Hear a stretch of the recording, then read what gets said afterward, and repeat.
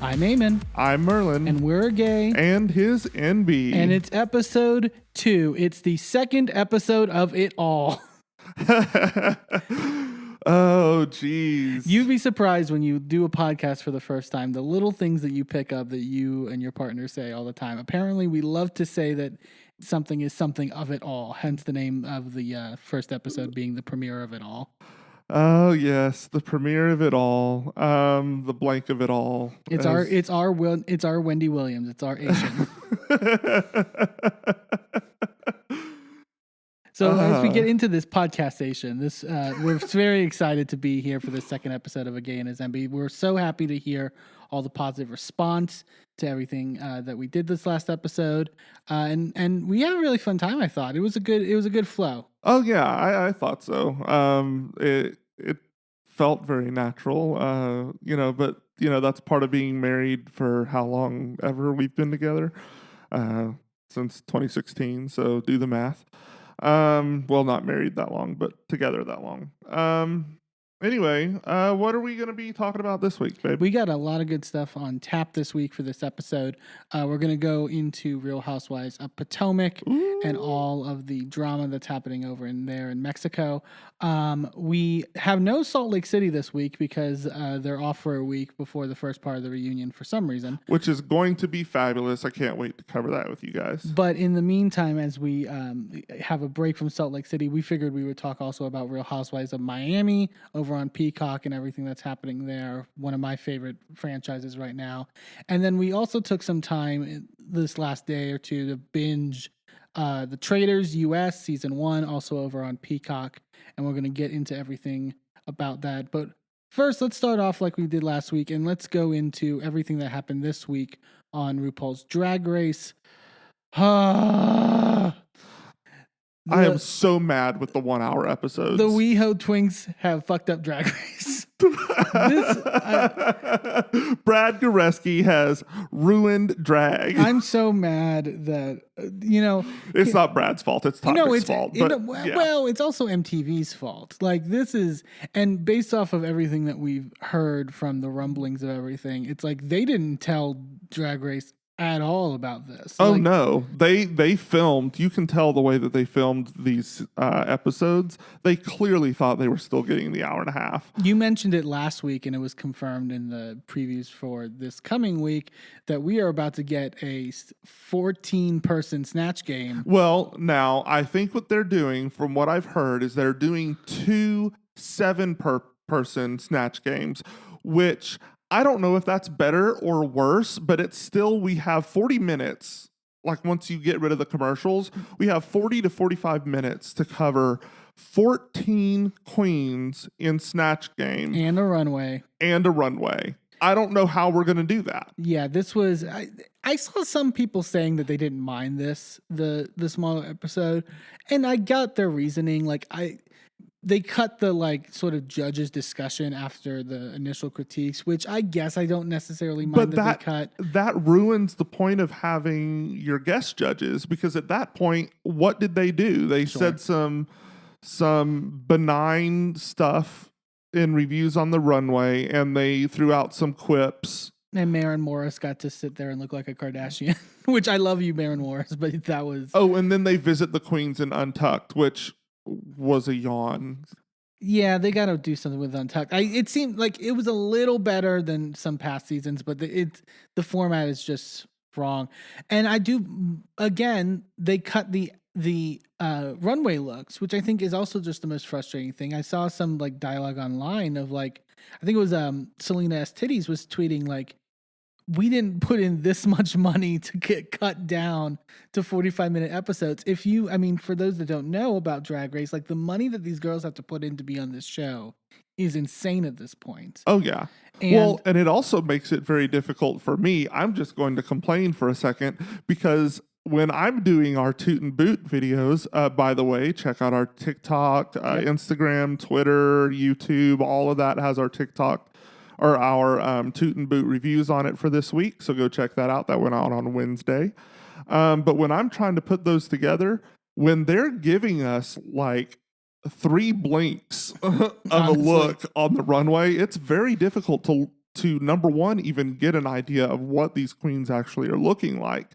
And number two, to put together a review like that. I think they were literally reusing footage on the pit stop.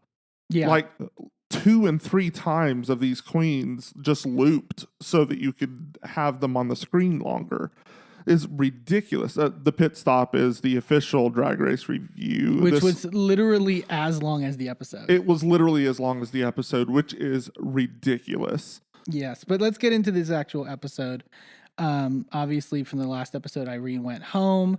There was a little talk before, like in the beginning of the episode, between Robin and Amethyst about their past relationship. Before coming on the show, I don't know. I wasn't really invested in this as much as they're trying to make it. There's been people who have been talking about that Ru has always wanted like the sort of like romantic couple to like they love that storyline. They've tried it several times. Lord knows they tried it with Brooklyn and Vanjie. Yeah, just not. I don't think Drag Race is that show, but it's, it's not necessary. So there was no mini challenge when they came back into the workroom the next day. Or maybe there was. I honestly, are they just going to be in some crazy outfit for no reason and we're just going to have to not explain it because they had to cut time? They've done it before. They have cut mini challenges before because it just was bad. Yeah. So I don't, I'm sure that they'll find a way to make it work, but they didn't shoot for that. Usually when it's a bad mini challenge, they usually go, no, change back. We're cutting this. And on the fly, they make it happen. So the queens know that's not airing. This time we don't know. Yeah. I mean, I really don't know what they're going to do. They just randomly show up in really bad quick drag looks. We'll know what happened. Yeah. So the challenge for this week, they kind of go straight into, and it is basically an acting challenge. It's an acting challenge where they get to write essentially the whole plot and the whole script of it all. Oh my God, I just did it again. I got to try to not do it again. I'm going to be so self-conscious of saying it. But they basically have to do this parody that is making fun of the idea of a drag afterlife. And they're paired off into teams. Anitra being a team captain because she won the lip sync. You have Amethyst as a team captain Amethyst for winning the lip sync, Anitra for winning the challenge. And then they basically get to pick their teams. And then the 5 queens that are left are the leftovers. Is that what they called it? They were really emphasizing throughout the whole. They tried to make it out to where they were really salty about it, but none of the queens cared. It was very much like that Split premiere where they did the whole Pork Chop Lounge girls, and they're like, we're gonna make it trying to push the storyline that you guys aren't wanted, and it's like, jeez, okay. I don't know if that's necessarily needed. I think honestly, these queens this season are dramatic enough where we don't need to manufacture certain things. Yeah, but we may need to because we won't ever see the drama. Sure, but I also really liked that at one point Princess Poppy gets picked for her team and basically says "so long losers" to the rest. And Ru's basically going, I would, what did she say? She said something like, I would watch your words or something. And then spoiler alert, though that telegraphing was so heavy handed this whole episode. I think Princess Poppy was the first one when they came in was just and I'm so happy to not be the first to go home. And it's okay, I can see what's happening here. Yep. So they basically pair off into teams. I guess the biggest thing sort of in the working on this was that Sugar and Spice, our twins from this season, were split into 2 different teams. And you would have thought the world came to an end. It was... Jeez. This was a lot with... so Sugar is on a team with Jax and she's part of the Leftovers team. And as much as Jax is the way she handled this sort of situation, literally picking up Sugar and moving her to the end of the table, which was crazy and bold. Right. And the internet was furious with her. I mean, it was a lot, but the idea that and they tried to push this afterwards that oh, well, Sugar was the only one that had ideas or Sugar. And I guess technically that was true when we look at the final product, but she was trying to do she said at one point, we're going to do Nene Leakes and Kim Zolciak. And then something about a cracked out Beyonce, which I was like, this is a dangerous territory that I don't think we need to be going down. Ugh. So, and it was, I was like, oh, Jax is taking control. And I think even Jax said it was like, we need to formalize an actual idea. And then, which I was like, good for her. And then we get to the rehearsals and they didn't formalize an idea. Like, Yeah. I don't know what happened there. And then Jax was just kind of there. And like, we'll get to it, but like the excuse was, well, everybody kept improvising and I just didn't have room to do anything. Yeah. Girl. This the whole rehearsal was also mess. The whole thing was trash. Like, ma'am, stop. Across the board, like they were setting this up as to be like the worst challenge in Drag Race history. Honestly, at this point, Michelle was not laughing at anyone from any team. Like, was getting visibly frustrated with everyone. Which it was something. So they do the challenge. We eventually get down to the runway, in the abbreviated runway that we had, thanks to Todrick. Thanks, Todrick. What were your due thoughts? to the Todrickation of it all. Todrickation of it all. What are your thoughts on the actual challenge? I thought obviously Team Anitra did really well. I actually genuinely thought everything they did was really funny. And sometimes with Drag Race humor, it can be hit or miss, but they definitely seem to have a lot of good personality on that. Was doing. That the one that had Sasha Colby? Yes, and doing the neck snap the whole time. That I thought it was funny the first 2 or 3 times, but after like number 8,742 and Rue was still cackling like it was the first time, I was like, girl, this is some stuff. I think everyone was really solid, I would say. Yeah, I mean it was fine, and it at least that one made sense as opposed to some of the other two didn't really make a whole lot of sense. See, so we'll go to the Amethyst's team. I thought Amethyst's group actually did pretty well. Like I thought they at least had a structure, I thought. Yeah. To some effect. They were like, we're gonna go for the dirtiest humor, like the most lowbrow, bottom of the barrel humor. Which is about 50-50 on Drag Race. Either they love the poo-poo pee-pee stuff or they hate the poo-poo pee-pee stuff. And it really just depends on the day and the mood that they're in. It just depends on the edit, because they were like, oh, it went on too long. And like, I didn't think it went on at all. Like, I thought they actually did a pretty decent job overall. They liked Lucy's Dolly Parton impression, which I thought was pretty good. That was good, yeah. Lucy did really well and stood out for me this week. Sure. And then we had the leftover team, which was so disorganized. And it was leftovers that you forgot about, and they got pushed to the back of the fridge, and by the time you found them, there was a science experiment. Sugar did well. I also think Sugar did the character that Spice did, and they have been doing. And it's, she definitely stood out in the sense that everyone else was pretty boring and basic. There was no real clear flow into what they were doing. It just was kind of rough. Really, really, really rough. So we get down to the deliberation. Top is Sasha Colby, Lux Noir London, who I also thought did pretty well in Anitra's team, and Lucy LaDuca. Bottoms were Amethyst, Princess Poppy, who, again, I didn't think they explicitly. Honestly, Princess Poppy's runway was, I would say the most underwhelming and probably put her in the bottom. I mean, the way that it stopped at the hip, and it was just, that was it. Yeah. We just did a torso this week.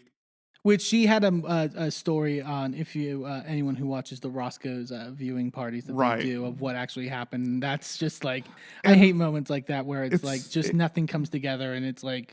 Yeah, I mean, it sucks, but at the end of the day, you're responsible for your look. Sure. And there is a fabric wall, and there is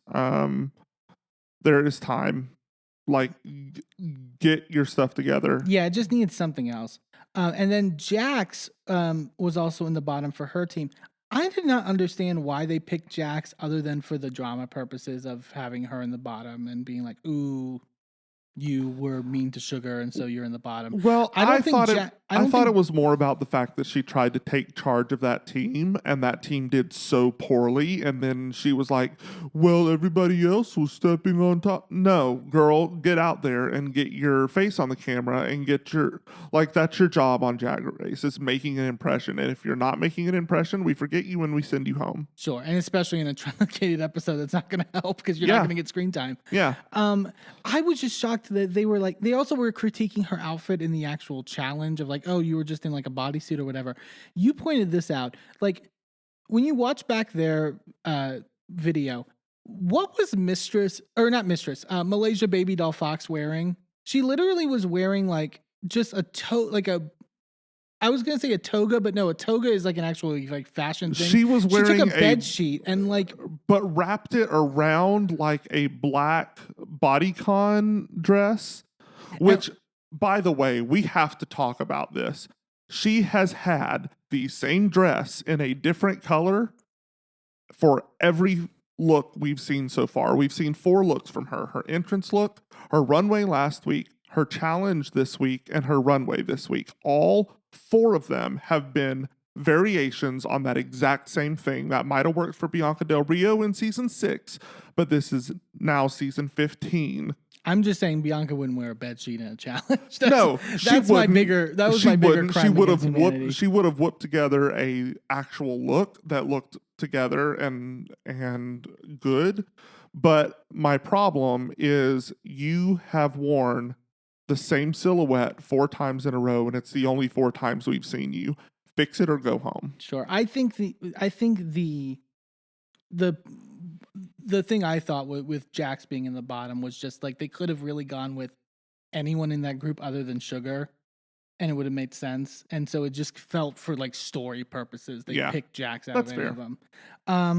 But Jax actually doesn't get put in the bottom 2. It's actually Amethyst, who is in the bottom 2 again this week, and Princess Poppy. Sasha Colby winning the challenge, very well deserved. I thought so. I thought the best runway of the night too, as well, with that silver, almost like Vegas showgirl peacock kind of. My top look on the runway was actually Lucy LaDuca. Really? Like that, like almost encrusted looking thing. It almost looked like a Wonder Woman inspired like armor or something, and it was stunning. I was absolutely gobsmacked by that look this week. Now that we're talking about runway look as well, before we go into the actual lip sync, we do also have to bring up, because we had some thoughts on Sugar and Spice as well. Girl, definitely another collaborative week between the two of them. Very similar looks on the runway. Yep. I just think and if they want to do it, fine. And it seems like at least at this point, Rue and Michelle no one's going to call it out. They may eventually. I guarantee you, if it happens again next week, they will get called out about it again next week. I just think I don't know. Just it's not even a knock on them because they look good. Right. It looks good, but my point. So, by the time you are listening to this, our Toot and Boot video has been out a couple days. It went out on Wednesday. This comes out on Friday, so it's been out a couple days.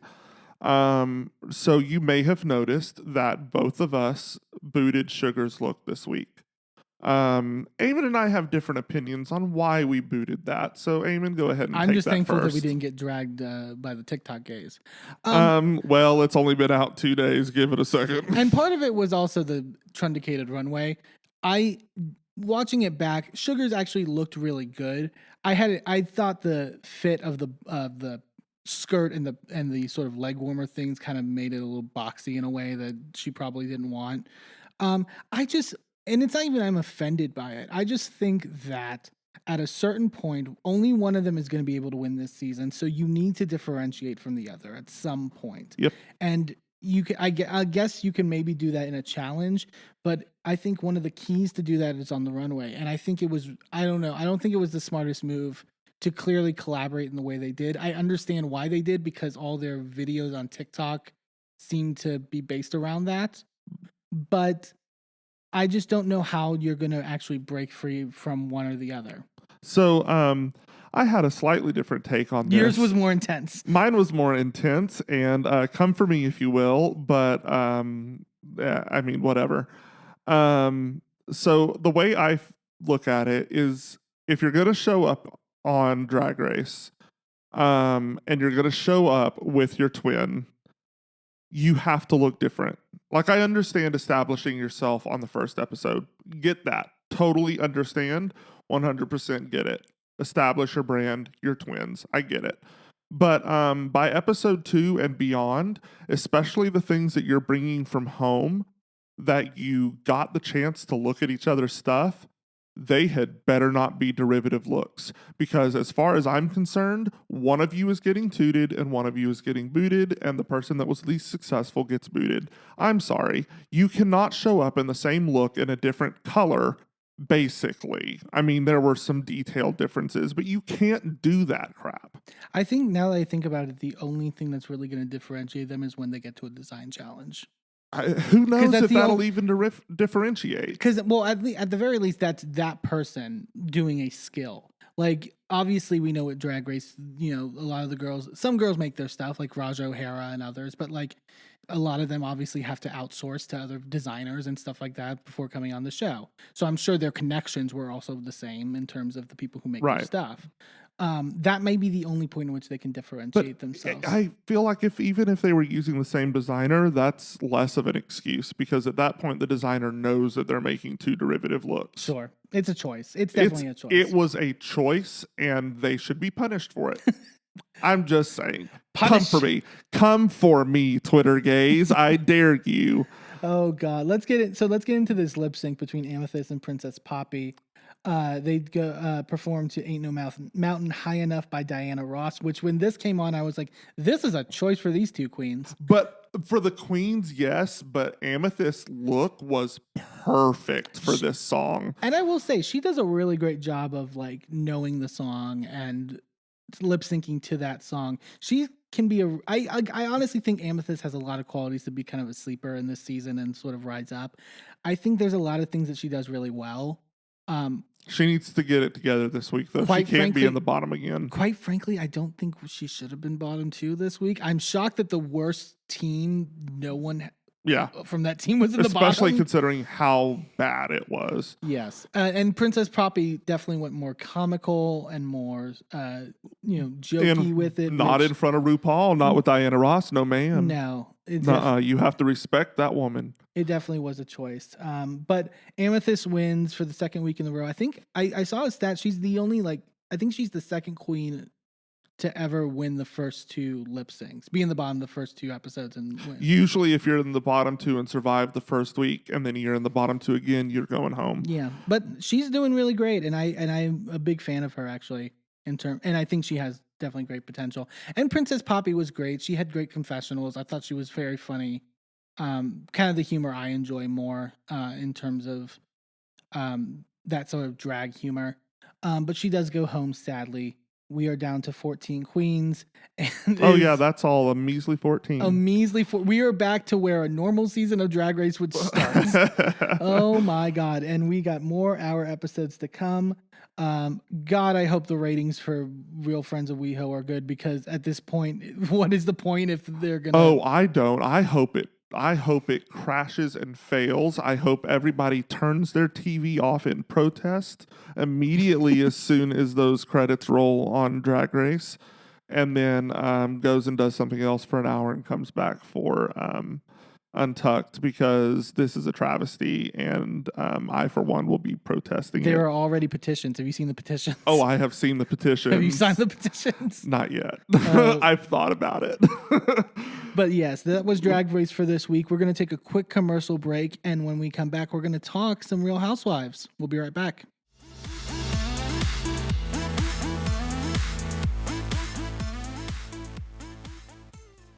Well, hello, friends. I'm your pal in the mainstream media.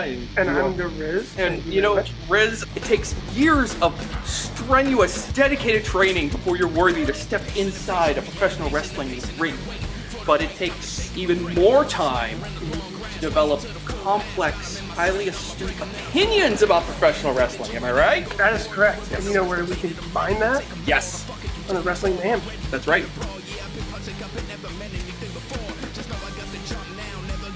Sidekick Media Services. We are your sidekick in business for social media, video production, and more. Find out more at sidekickmediaservices.com.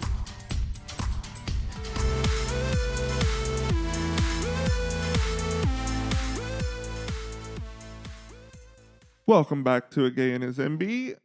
We just finished up Drag Race, but here we are into Real Housewives for this week. So a bit of a reminder, we don't have Salt Lake. They are taking a week off in between the main season and the reunion. So seemingly to possibly film a interview with Jen Shah and Andy Cohen before she goes to the clink. Which before we started recording, we just saw the GMA interview with two of her victims. Ooh, boy. I wonder if they're regretting that interview. Also, did you see the Chris Wallace interviewing Andy Cohen and kind of trying to like drag him for supporting Jen Shah? I didn't, but honestly, Andy's kind of since she pled guilty last summer has been decidedly not on Team Shaw. I also love that in the interview, Chris Wallace referred to her as Jennifer Shaw. Oh God! Which is only a phrase uttered by him and Meredith Marks. But anyways, let's go into Real Housewives of Potomac this week. This was a really good episode. The vacation to Mexico is getting really interesting. Oh yeah. We get start from the fallout and the to be continued from last episode of the big fight between Karen and Charisse at that dinner table. I think we said it last week that we were Team Karen. I don't know about you. I'm still fully on Team Karen, and I think the fact that Karen has the receipts to back some of this stuff up is really 100%. I mean, I was very much interested in. I think this happens later in the episode, but I was very interested to find out the fact that the reason that Robin and Giselle have kind of thrown in with Charisse and named her the Grand Dame is because it comes out that Charisse is really who put together the cast for season 1. Yeah, and according to them, we have not seen receipts on that. And I'll believe that. I have no problem believing that necessarily. But I just don't understand the motive of what that even necessarily means. Well, I think their point is that Charisse had the connections to put together a group that was compelling enough for Bravo to pick up the show, as opposed to, I think the implication is that Karen couldn't do that. We don't know that Karen couldn't do that, though, because I don't know that she had a chance to do that. But also, I think from the minute of the first season of Real Housewives of Potomac, to me, there were two clear stars, and it was Karen and Giselle. If you watch back that first season, Charisse is like third on the couch at the reunion. She's like behind Katie Ross. Charisse, you can't say you're the Grand Dame if you're behind Katie Ross. I love Katie. Bring Katie back when she's healthy. But I just don't think like you didn't have that star quality, and it was giving very Mariah from Married to Medicine of it all. Ooh, girl. I'm just gonna let it happen. But the very much, I brought this group together, and I'm the reason this social circle is formed. I mean, at least Mariah was actually a producer on that show.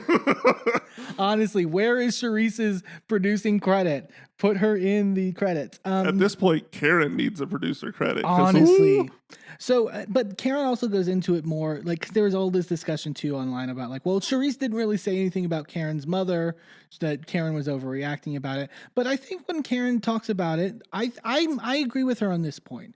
The fact that Charisse showed up to Karen's mother's funeral unannounced, uninvited. Yep. Knowing that there was beef between them, you need to talk to somebody. You don't just show up like that. And if it's true what Karen said, that Charisse stuck her head into Karen's limo with her family in it to say hi and to give condolences, as if to put herself out there.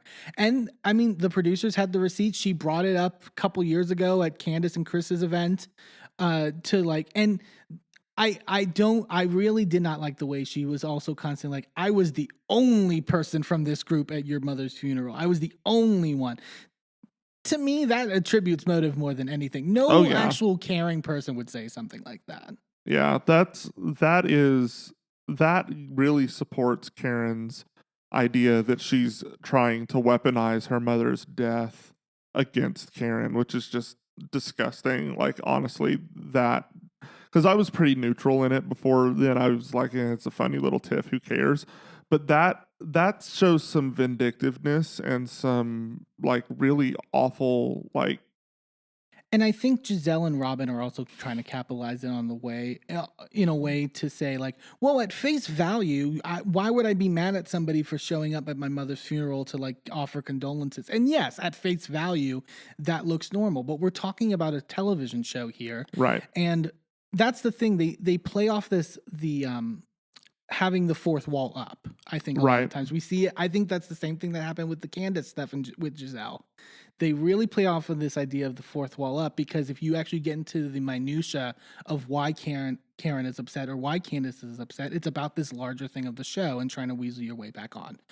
And then Charisse also then tries to bring up the cheating stuff again at the table, and then also drops this thing about how Karen was in rehab, and friends of Karen had to bail her out to go partying afterwards, which, if that is true, That's low down and dirty to bring up. you're literally proving Karen's point. Why would she be your friend if you're going to bring up something like that? Yeah. Like Especially when it's clearly not an issue anymore. Like, why are you bringing up past issues and trying to villainize someone who literally was going through a very, very difficult time and dealing with something that most of us have no idea about? yeah.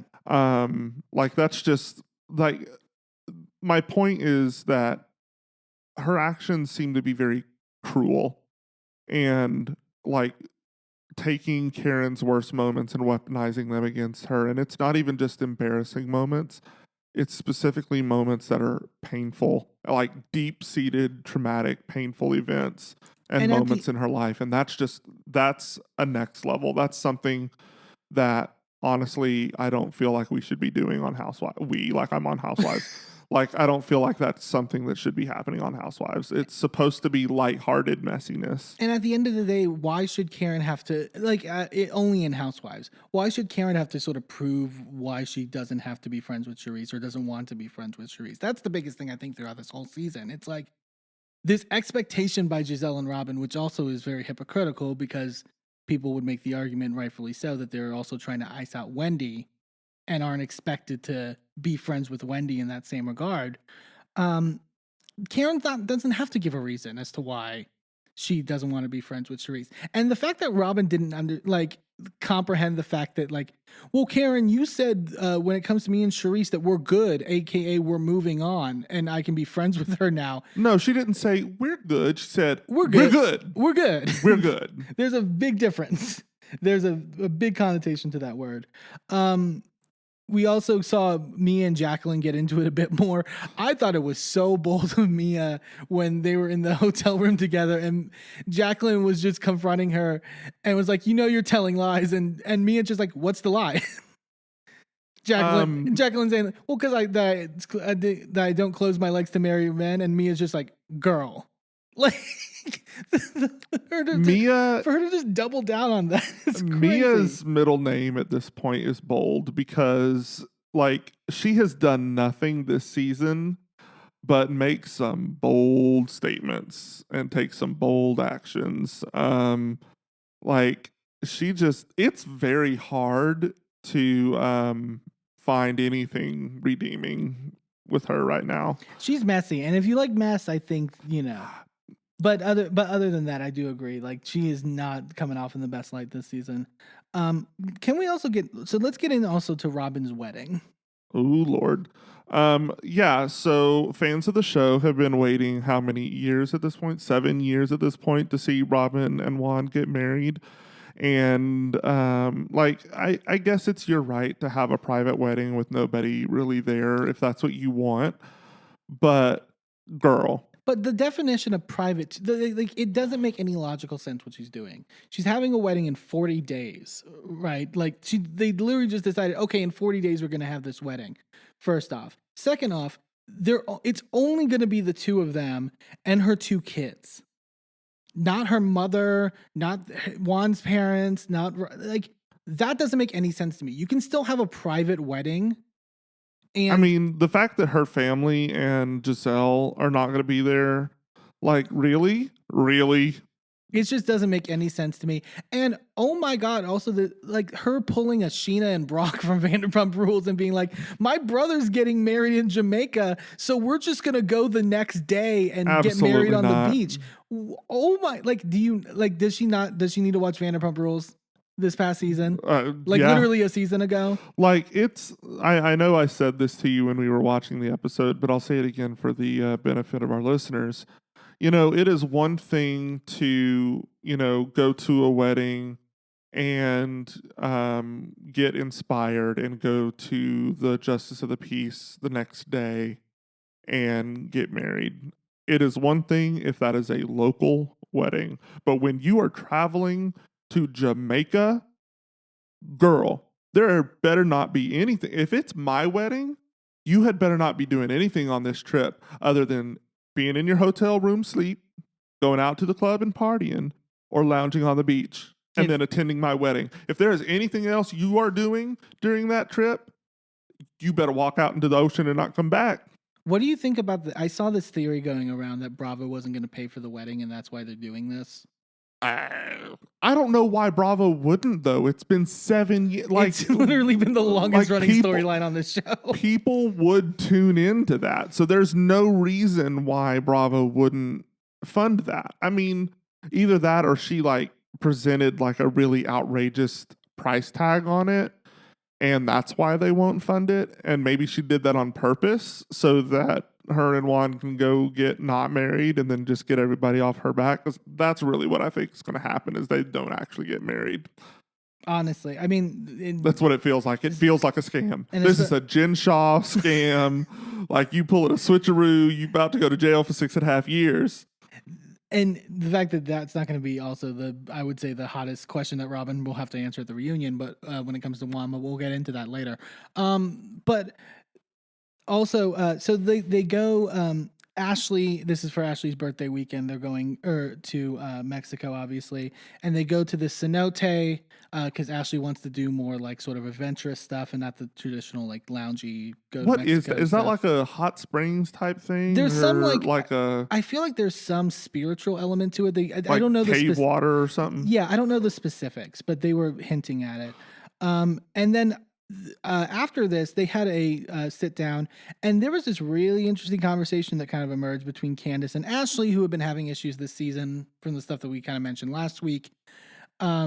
Ashley's trying to defend bringing Deborah to Karen's improv one-woman show thing, and basically tries to spin the argument of well, if my best friend, someone was saying something about their husband, I would want them to, get to be face to face with that and tell them to their face. Which also leaves out the fact that if that was the case, you could have briefed Candace that you were bringing her instead of surprisingly bringing her. That this whole excuse makes no sense. But Candace, and I think I said it this last week, Candace has really come a long way because the way that she handles this is really top notch because she turns it back on Ashley in actually a really classy way to say taking that at face value, maybe the reason that you're doing that, Ashley, is because of the improprieties that have happened in your relationship with Michael, and which have been well documented extensively on video as well. That because of that, maybe that's what you think a relationship should be like, but I don't have that relationship with Chris. And Ashley kind of had to sort of eat her words and sort of accept it. And I actually thought it was a really conducive conversation on both ends. Ashley brought up the stuff that she was really hurt by about Candace sort of making fun of her talking about her miscarriage, which I did think at the time was crazy for Candace to do. Yeah. But I mean, Candace has grown since then. I don't think she would do that today. I have hope for their friendship as much as we've been wrong multiple times, but I think they could be really good friends and allies. I just need Candace to have some good allies because Candace does not miss, and I need some more people to realize that fact. I think hopefully this can work out. I think much like anything, it's going to get sort of reopened with the reunion as it tends to do with Housewives, and Ashley also should be apologizing to Candace now that we have the footage of the fact that Deborah was lying about what Chris was doing. Oh, that whole cast. Well, not the whole cast, Yes, but particularly Ashley. I think it's, if you want to give Ashley any bit of the benefit of the doubt and say that she believed Deborah because they were friends and now she knows otherwise. Yeah. But at this point, I think Chris deserves an apology. But this was, I think, a good discussion. They then go to dinner later that night. Also, oh, by the way, you pointed this out while we were watching. Very much the White Lotus editing of this this show. Some of the B-roll footage is just like very. They really love that shot of that larva coming out of that tree. Like, I don't know what the metaphor is. And like the overhead shot of the shore, like just the shoreline, the beach, like the waves coming up. Beautiful, but just very White Lotus-y. I don't know what they're trying to tell me, basically. I don't either. But so they get into this dinner. And then they get back into the stuff from last night. And Giselle is just so blatantly messy for this. Of just, what else is new? Trying to rile Karen up and say that, well, if there's anyone that's the queen of Potomac, it's Charisse. Like, saying it out of basically nowhere. Like, there was no point of her saying that other than to try to get a reaction out of Karen. And then and she said that her character was that Charisse's character was assassinated that night, as if Charisse didn't accuse Karen of going to rehab. Yeah. Like, to use that term is just insane to me. But I give credit to Karen. Karen is giving the girls nooch, and I think it's just riling up Giselle and Robin so much that Karen's not biting on this stuff. Oh, yeah. Yeah. Much like Candace, Karen has grown and learned how to not necessarily clap back as viciously as she used to. And a clapback can be fun, but I think it's really good to see, to know when you're on the right side of things and let them spiral. Especially when you're rambling on about hot boxes and Sing Sing. But that was last season. But that was the point. And Karen's brought this up in interviews recently too, that like this was all based on, like, Giselle's mission has been all after the hot box comment last season. I honestly think it's after, it's been a concerted effort by Giselle after that one reunion when Karen and Monique teamed up to kind of expose Jamal Bryant's past dealings and all. Oh, you mean the reunion with the binder and the bodyguard? And the bodyguard. And that was a very embarrassing reunion for Giselle. And Giselle doesn't get embarrassed often. And I remember the first episode of the season after that of Giselle just being like, I'm going to expose your truth, Karen. And I think her exact words were, I'm going to sprinkle it out a little bit over time. And I think she's she's got Charisse to do exactly that. It's very obvious to me. But the key is Robin gets into it with Karen about this, that she's being hypocritical, and that, Karen doesn't get held to account, which I just think is crazy. And then Karen apologizes to the group for being very angry last night and slamming the table and all that stuff. And Robin's like, well, you're apologizing to the group, but not apologizing to the person you actually heard, which was Charisse. And this sets Candace off immediately, because Candace is always keeping the girls honest this season. And it's just like, this doesn't make any sense based off of what happened in Miami between Mia and Wendy. Right. Which, to be fair, that's what frustrates me about Robin, is that she makes fair assessments of other people and fair criticisms most of the time, but doesn't hold any of her allies to that standard. Sure. And while, yes, I think that Karen should have apologized directly to Charisse, holding her to that standard based on everything that she stood by and defended this season, absolutely ridiculous. Yes, because Mia also did an apology to the group other than Wendy. Wendy also even specifically apologized to Mia a couple days later, and then Mia just wouldn't apologize back. Yeah. And they get into this whole thing with Mia and Wendy now.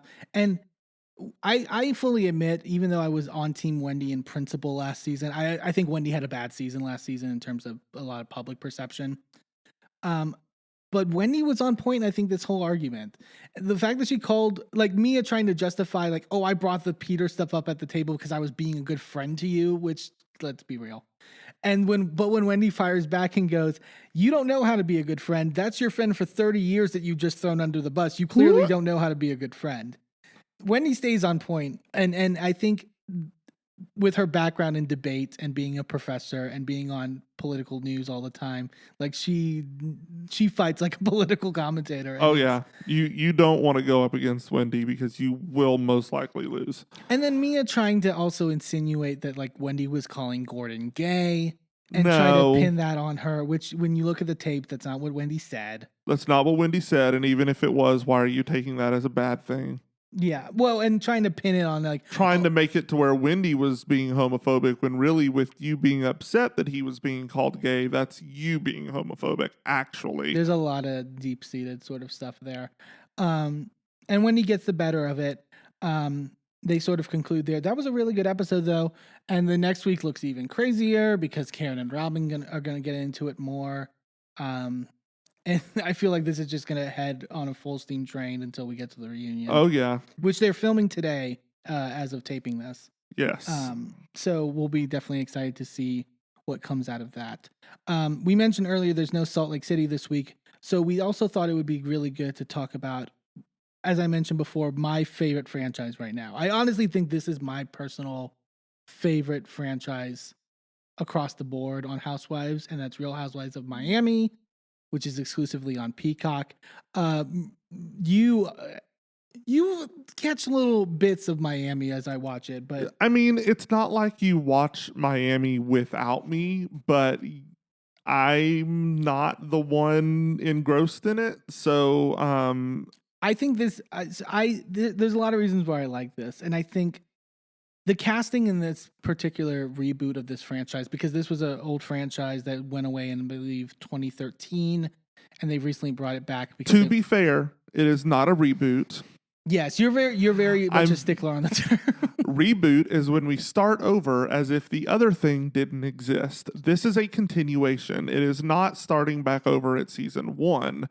It is started again at season 4? Yes, but what I will say is that, obviously watch seasons 1 through 3. I actually don't think you necessarily need to watch those seasons to sort of get what's going on. Because I don't really think so either, but because we did watch through them when Miami came back last year. Yeah. But we I don't think it's necessary, but it does help with some context on some of the things. Sure. And I will say the vibe is slightly different. And the casting on this, I think, go around has just been really, really smart. Everyone, I think, contributes something really well. There's a vibe that's just like I think with Beverly Hills, a lot of people were talking about the darkness versus fun element and how it sort of was disproportionate. They balance it really well, I think, on Miami.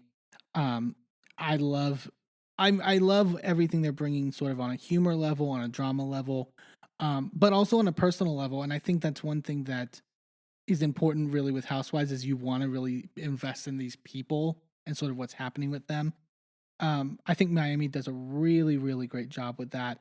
You have like old school people like Alexia on the show and sort of all the stuff that she's been through. I mean, like marrying a convicted drug dealer and then marrying a man who later she found out was gay after he died, and like the stuff with her sons, and like there's so much natural. I think when it comes to casting reality television, there's really an art form to it that doesn't get talked about a lot. And it's about really finding interesting people more than anything. You can cast people who are, wanting to be reality stars and are going to do whatever they can to be reality stars. But when you have those actual really interesting people and those interesting, reality TV, I think for many years has been like a case study. People watch it because they want to see sort of, not to be like morbid, but like kind of like animals in a zoo. Like they want to see the goings on. And I also think a big part of it is just being able to judge people and go, well, I'm a better person than they are. Yeah. And it's a way to feel better about your life, even when your life is kind of boring. Sure. Most people's lives are kind of boring. I mean, Most of us go to work and then we come home and then we go to sleep and then we do it again the next day. And, there's nothing wrong with that. But it's nice to be able to go, okay, I'm not a bad person. I'm a good person. Look at these crazy people in these Absolutely. on these shows. Yeah. So, but I will say this season's been really amazing, and the big sort of overarching storyline from this season, which going in we had heard about obviously on news sites and stuff like that, was the big divorce between Lisa and Lenny. And that has just been, I was hopeful of what it would produce for the show, but it has really played out in something. I would say I think it's one of the best stories of the season so far in terms of what we're getting to see with the actual dynamic. The fact that it happened mid filming and we're seeing getting to see the cracks and then sort of the result of it. And we've had some good, Housewives is not devoid of good hot mic moments, but that point where Lenny is talking to one of his friends in the kitchen during a party, literally on mic, and going, oh, well, I'm whispering. They can't pick it up. I'm going to leave my wife in 2 months. What? And saying that, his friend asking if he had had sex with Lisa recently and saying, no, because I feel like then I would be cheating on the person I really love. Right. That was disgusting. Oh, and also the fact that from what we're to be believed from what was laid out, that his son's in the room, next to him playing video games or something as he's saying this. It's just insane. Lenny is despicable. He is competing to be worst house husband, and there is a long list of terrible house husbands. This isn't a world where a Michael Darby exists. Yes. But his sort of, and he was always kind of a douchey guy. He was kind of one really pushing Lisa to have kids when she was having fertility issues. And this was back in sort of the original seasons. And he's been very distant. They talked last season about how he basically, in the time since the original and now, he had an emotional affair with a girl. And at one point even told Lisa, I don't love you anymore, which if I'm Lisa, that should have been a sign. Oh, yeah. There's only, and I feel bad for Lisa. I think Lisa, while she's naive, and they've talked about it, and the fact that she kind of let things go by for a long time, I think that's real for a lot of people. I think that's a lot of people, especially people of that tax bracket. Oh yeah, they kind of go along to get along, and well, there's a lot to lose. Yeah. Divorces are expensive, and depending on who's bringing in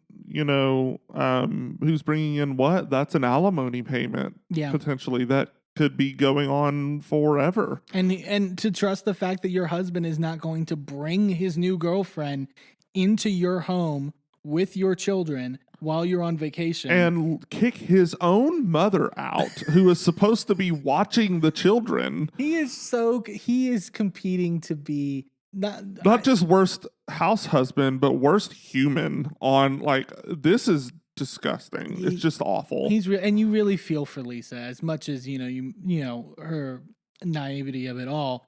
It's you're really rooting for her at the end of the day because it's she doesn't deserve this. Nobody deserves that. Nobody deserves to be betrayed by the person they love. No. And speaking of love stories as well, I think obviously that's sort of a big element of it.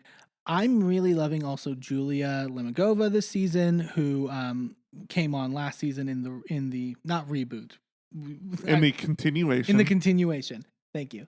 And obviously made history as the first same-sex couple to be on Housewives. Yep. With her wife Martina Navratilova, famous tennis star.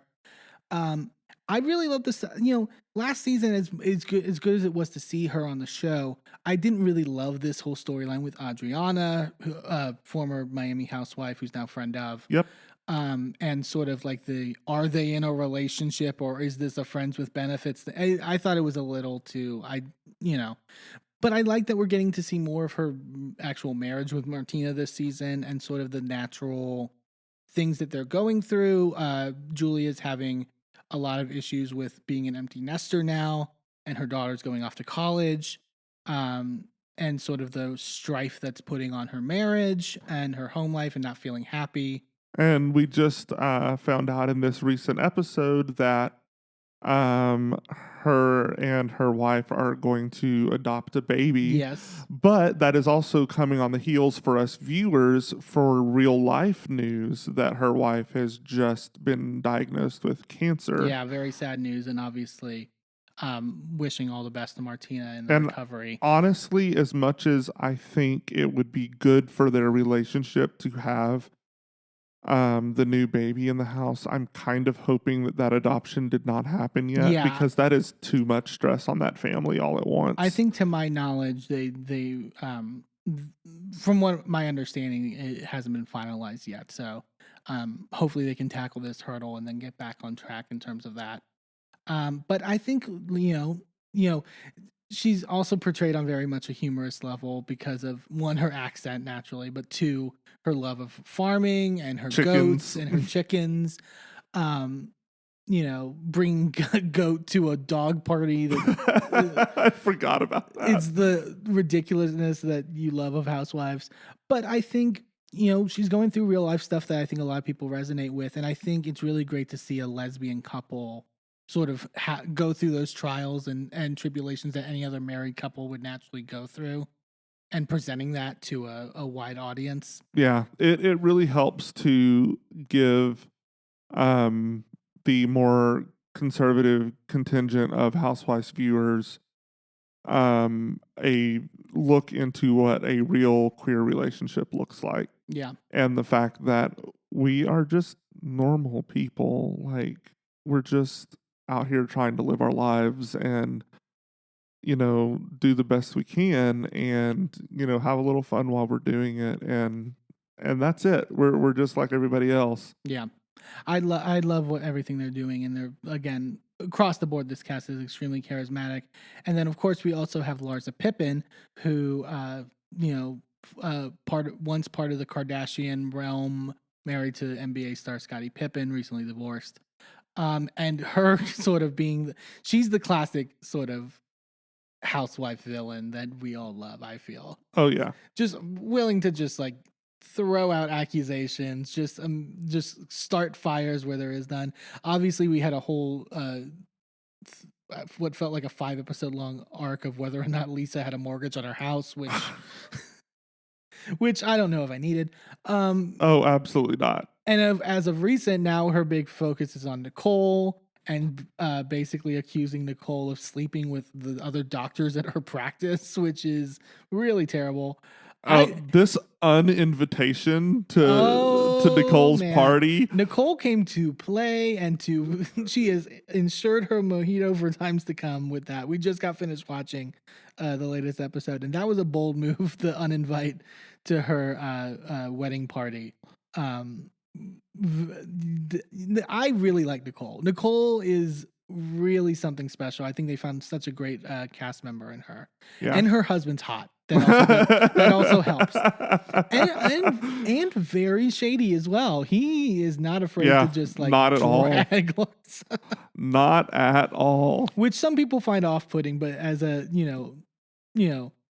a man who can easily pass as gay. He knew what show he was getting on to. Very much so. But yeah, I love everything Nicole's bringing. Also, this issue, I'm like the only person, maybe you as well. I'm the only person on her side in terms of this stuff with her father. Everyone is saying, "Oh, you're too hard on him. Oh, you need to, let him in your life more, etc." No, she doesn't. What, like, you obviously also have talked about this as well. It's just like, no one is obligated to be in your life when they're treating you terribly. Like, this is a guy who, obviously he's exhibited a lot of drinking issues. We've seen it on the show as well. But like, bringing a turkey to cook in her oven on Thanksgiving and then just immediately leaving afterwards, like, and then expecting a relationship is just insane to me.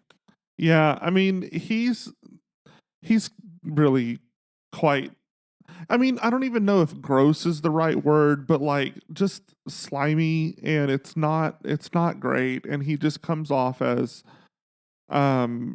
really aloof and uncaring. It's almost like they hired some random person off the street to come in and play her dad. Sure.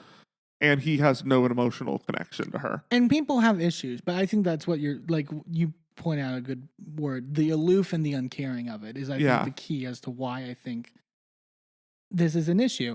And I understand Alexia's point of view from her personal perspective of losing her mother and like the sort of time aspect. And I get that logic, but it's like, I mean, the logic of life is too short to not spend time with your parents while you have them is there, but the logic is also there to not waste time trying to connect to a parent who does not give a shit about you. It needs to be a two-way street at the end of the day. And at the end of the day, I know that they're all adults, right? But parents make the choice to bring their children into this world.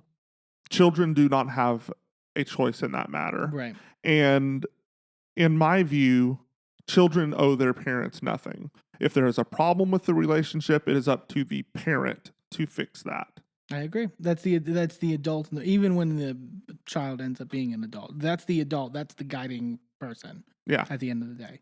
But also, I brought up the Alexia thing of her losing her mother. I also just wanted to quickly note before we move on, the other thing I really love about this show is that you have the drama elements, but I really do feel like this cast is a good friend group. Like, it feels like a genuine friend group that isn't sort of necessarily there because they're all contracted together. Right. When she announced that Lenny was leaving her. Yes. One of my favorite scenes of the whole season. Everyone rallied around her. There was Alexia was going to fight Lenny. Like, she was so mad. She was literally ready to go, no, I don't care if we're like out on a trip. We're going home and we're going to kick his ass. Yeah, basically. It was so great to see. And even Larsa too. Like, Larsa was feuding with Lisa the first half of the season and even still dropped all of that and sort of like took her up, which I love from this group. And they did it last season too when Alexia like lost her mom on her wedding day from COVID, which was just like, that whole sentence is just like, so traumatic in and of itself. And if you watch the first 3 seasons, her mom was such a light. Yeah. Like, she was an amazing part of that, like a tangential part of that cast. You're speaking of Marisol's mom, actually. Oh, I'm sorry. Marisol's mom also died. The lovely Mama Elsa. Mama Elsa also died between the first half of the. Sorry, I told you I tangentially watched this show. So, but no one can forget Mama Elsa. No one can forget Mama Elsa, and like losing her in between the first half of the show and now, like the cast really has rallied around her as well for that, and it's just something beautiful to see. Like, I believe that this group of women is actually friends. Mm-hmm. Some of the other franchises do not give that impression. No, not at all. So it's really great to see. And definitely go check out Real Housewives of Miami if you haven't. It's a great show to pick up and binge. And honestly, a lot of people are making arguments it probably should be off Peacock and onto Bravo. I think it would do really well. But we're going to take a quick commercial break. And when we come back, we're going to talk about The Traitors, Season 1, US on Peacock. Don't go anywhere.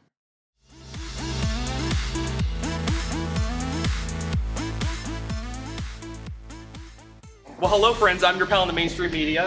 And I'm the Riz. And, Riz, it takes years of strenuous, dedicated training before you're worthy to step inside a professional wrestling ring.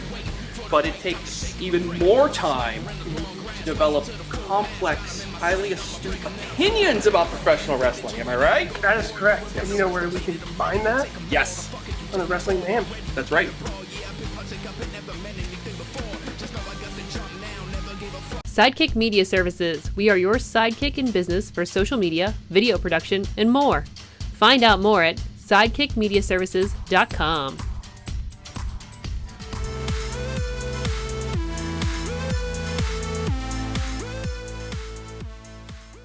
And welcome back to A Gay His Enby. Let's dive into The Traitors, US Season 1. This was like a last minute binge for us, that we were like, you know what, we've been hearing a lot of good things about this show. And I mean, who doesn't love Alan Cumming? Oh my God. The casting choice, again, back to casting choices. A host can do so much in a show like this, and Alan Cummings was the perfect choice for a host for the Traitors. And honestly, his wardrobe is an entire separate character on this show, and it deserves its own Emmy for this. Like, just the wardrobe by itself should win. but it's fabulous. Also, Alan Cumming is very much giving us Moira Rose from Schitt's Creek. This entire show, Very Moira Rose. At one point, he just sounded like the Count from Sesame Street. I forgot what point it was, but it was very jarring. I think it was the Scotland, because they film in Scotland at this beautiful castle, but it very much aided to the vibe. And yes, whoever made that choice to put Alan Cumming on that show was so smart. But this is a new reality competition show. This actually started in the UK very recently and became a big hit. And they did a US version with half regular cast and half celebrities. which it's ironic that it started in the UK and this is the US version, but they still filmed in the UK. I think they film in the same location as the UK version. Do they really? Yeah. So yeah, they very much were just like, let's get this to a wider audience, I think, more than anything. I mean, it was absolutely stunning. Starts out with a cast of 20. Like you said, half civilians, half celebrities. And the celebrities, I believe, are all from reality television. You had like Ryan Lochte, the Oh, former, yes. He was a 5-time Olympic gold medalist in swimming. who honestly didn't do much. No, honestly. So starts out, nobody is a traitor yet, right? This functions like a game of Mafia or Werewolf, if you've ever played those games, where at the beginning of the game, a few people are selected to be traitors, and they work to quote unquote murder. Not really, obviously, no one's dead, but murder members of the cast every night. And then the cast works together, which the cast, other than the traitors, are called The Faithful. the Faithful. Yes, I knew it was some F word, and I couldn't remember what it Not was. that F word. So the Faithful work to suss out who the traitors are and banish them from the castle. Yes. And the goal is you have to make it to the end without any traitors left. And then Whoever of the Faithful is left get to win or get to split the cash prize. Yes. Which they work to add to the pot throughout the entire show. And there's a lot of comparison, obviously, to The Mole. And obviously, we just recently watched the new Netflix Mole, which we really enjoyed as well. I liked this a little better than The Mole, actually, in terms of sort of I agree. the key differences. One of the key differences is that the audience watching at home knows who the traitors are from the get. Yes, you're not playing along at home, which I didn't really miss as much. I like both versions, but having an insight to the traitors and how they are working together and all of that really added to the drama of the show, especially when they start to unravel. So one of the big early moments is one of the traitors kind of starts to really have weighing on his heart, like the emotions of sending people home, Which right? I was very kind of eye rolling at for a lot of people, because a lot of people were very emotional playing, and I'm like, how long have you got filmed this season? Not that long. And it tips his hand, and he ends up getting found out and sent home by the Faithfuls. But I also like that the traitor, like there's a lot of, and obviously spoiler alert, we might get into certain details, so, but definitely watch it. I would encourage you to. It's only 10 episodes, guys. Just go watch it, come back. But it was interesting to see also a lot of the traitors working to get the other traitors out. That maneuvering. It's like spoiler alert. Well, you find out in the first episode. So, Cerise from Survivor, she's been on there like 4 times, gotten pretty far every time, and then lost. Yeah. And then we had we have Cody from Big Brother, who won He won the recent All-Stars season. Right. I think that was season 20. No, either way. Yeah. The recent All-Stars. Yeah. That was really great. It was a good season. Janelle was amazing on that show. I love Janelle. Anyway, so and then we had Christian, who was a civilian, and they seemed to be so in lockstep for the first couple days, and then Cody starts to feel it, or at least claims to. And he tips his hand and gets found out by the faithful and gets sent home. And then we get this lovely twist where the traitors get to recruit another traitor from the faithfuls. And they pick Ari. From The Bachelor. Which he was the Bachelor. He was also a race car driver. Was that him that was a race car driver? Who knows? He was a very pretty white man. Yeah. That's about it. But I liked the intermingling of the traitor, because in the mole, when you're the mole, you really don't really have any incentive. Like, you're not winning prize money. You're not, right. You're gonna make it to the end no matter what. It's all about finding out who that person is. And I like the fact that the actual traitors had a mission and a goal to be successful at. And I like that it wasn't about necessarily bombing a challenge or throwing a challenge. And because obviously any money that gets put in the pot, not only can the faithful win, but obviously the traitors can win if they make it to the end. One thing we didn't mention is if they make it to the end and they decide to end the game and they think everybody left is a faithful and there's a traitor left, the traitor wins everything. Yes. Which the finale, we won't get too far into, but that finale was awkward in the best way. So great, though. And I also think, I go back to it, I know we've talked about casting a lot this episode. I think the casting of this particular season was what made the show really good. You had people who were great competitors and great strategists as well, in the mix, but you also had people who had strategic inklings, but also were great personalities and kind of interacted as people. And then you had people who were confidently wrong a lot. A lot. Quentin is the one that stands out to me in that regard. Who was just like, wrong. I know exactly who the traitors are, like every episode, and he was dead wrong every time. It was hilarious. Even when the rest of the faithfuls figured out Christian, it gets eliminated at one point as well, one of the other traitors.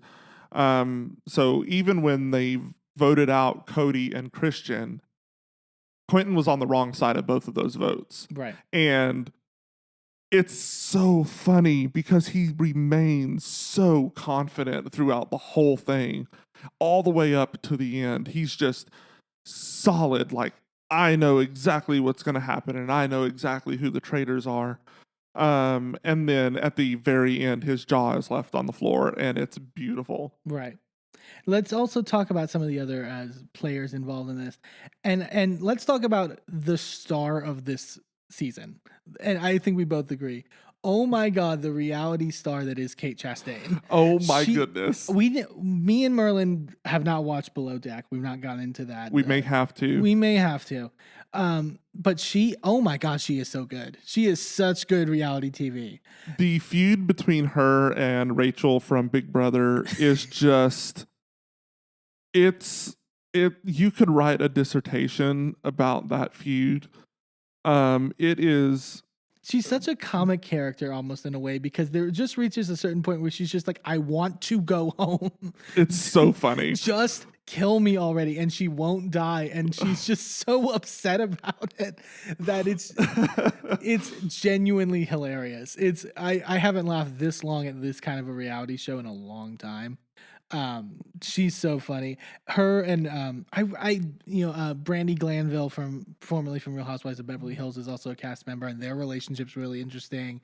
But we only get Brandy for a short while. I'm so mad she went home so early. We needed her throughout the whole thing. Her and Kate were like such a great dynamic duo in the beginning of this season. Oh yeah. They were such good narrators. They were such good their banter with each other was always so fun.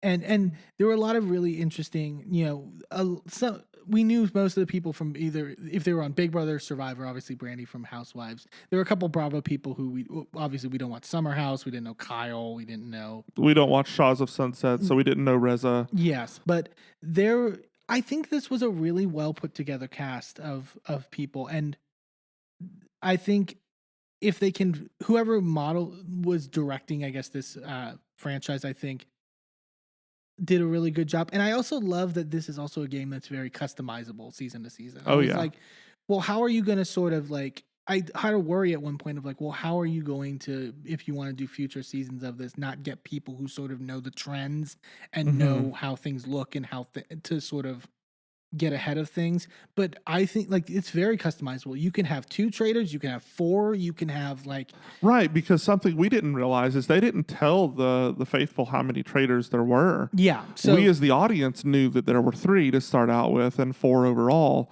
but they didn't know that. I think there's a lot that you can do with this to keep people on their toes. Yeah. In a way that I think Big Brother is kind of hurting from, in that the game's been played so much that, and similar also with Survivor to a certain extent, it's been played so much and people are such fans and people are such super fans that they come in knowing what to do and know immediately. And I think this is a good game that will always keep the players on their toes in certain ways. So we get to the very end. We have 2 faithfuls and 2 traitors left. We have Andy and Quentin left on the faithful side, and Sari and Ari left on the traitor side, and everybody has to vote whether they are done with the game or going to vote to banish someone else. Because basically, if there's any traitor left when you end the game, the traitor wins. Right. So Sari is the only person to vote to keep banishing. At this point, she could have said with everyone else, nope, we're done. Me and Ari are the 2 traitors. We win. We split the money. Yeah. But she said, nope, we're going to banish again. And then she went on an impassioned speech targeting Ari. Everyone else voted Ari out. And then she was the lone traitor. Everyone else thought she was a faithful, and nobody suspected her the entire stinking show. Andy was like, I consider you like a mother figure. Oh, it was so awkward in a way that was like, if you're someone who loves that stuff on reality TV, it was so satisfying. It was also sad in the sense that like, if you followed Sari and her journey on Survivor and how many times she's lost and how many times she's came close and how much of a fan favorite she is, and for her to finally win some big money on a reality show, but she didn't really even get to enjoy it from the onset because it was like she was made to look like such a jerk at the end. Oh yeah. Like I said, Quentin's jaw was on the ground. Andy was in tears. Literal tears. Just pouring tears. It was insane. It was cinematic and fabulous. And Sari definitely deserves this win. This is her 5th turn on a reality show. And to finally win, she has grown so much from being... to quote Jeff Probst from Survivor, she has come so far from being the woman who got up off the couch and took a chance on an island in the Pacific. And just to see her finally win and finally succeed, it's beautiful. And I'm frustrated that it was tarnished a little bit. But at the end of the day, she took home $250,000 and she gets to take care of her family like she's always dreamed of doing. So good on her. Yes, this is definitely a must watch. I think we definitely at some point got to check out the UK version because I hear that's great as well. Absolutely. Definitely check this out. Even if you've everything that we've said, even if you know sort of the inner goings on, it's still just a fun watch because it is a very charismatic cast. Absolutely. And really great stuff coming out of Peacock. Peacock is doing some really good content in a world where a lot of like places are very iffy in terms of this kind of stuff. Peacock's doing some really good stuff right now. So we want to do a little segment here at the end called our tops and bottoms of the week. Yeah, this just is over everything we've watched, all the media we've consumed.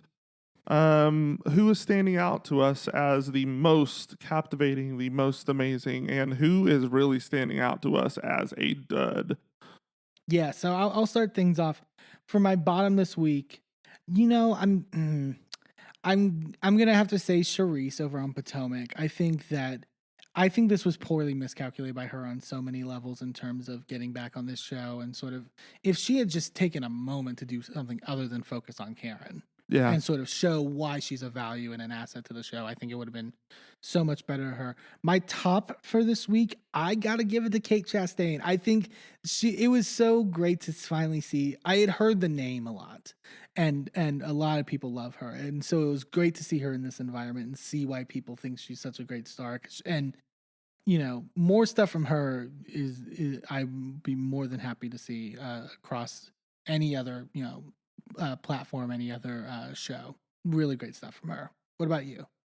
So my bottom of the week is going to have to be the entirety of MTV. Oh God, how could we forget? How could we forget about MTV and choosing to shorten Drag Race after the fact to put on a show that nobody wants to watch?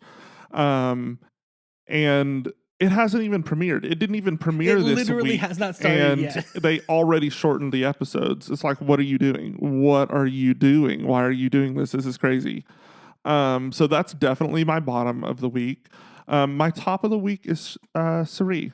Yeah, good for her. I'm so happy for her to finally make it after so many years and so many attempts.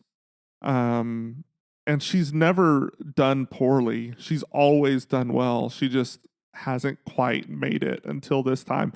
And she had everyone fooled, and it was beautiful. It was beautiful to watch her work. Great choices. Yeah. Hey, thanks for joining us this week on A Gay and His Enby. Tune in next week for more of our recaps and hot takes. Be sure to subscribe and leave a review wherever you're listening. And check us out on our social media at A Gay and His Enby on all the platforms. A special shout out to Shane Ivers, who wrote Pulsar, the song we're using for our theme. For my husband Eamon, I'm Merlin, and we're out. This show is a member of the Sorgatron Media Podcast Network. Find out more at sorgatronmedia.com.